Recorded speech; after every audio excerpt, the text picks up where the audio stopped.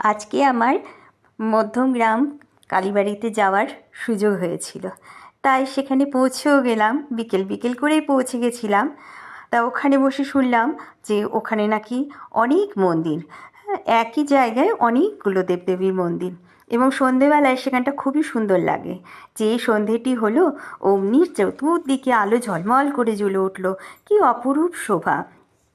ওখানে শুনলাম যে 1951 সালে মন্দিরটি স্থাপিত হয়। প্রথমে মা কালীর মন্দির এবং শিবের মন্দির ছিল, পরে আস্তে আস্তে অন্যান্য দেবদেবীর মন্দিরও প্রতিষ্ঠিত হয়।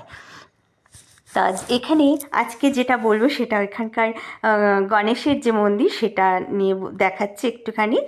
কি অপূর্ব, কি অপূর্ব! গণেশের যে সিংহাসনটা সত্যি মানে অবর্ণনীয়, কি সুন্দর কারুকার্যমণ্ডিত, তার সঙ্গে গণেশের মূর্তি সত্যি অপূর্ব। ওম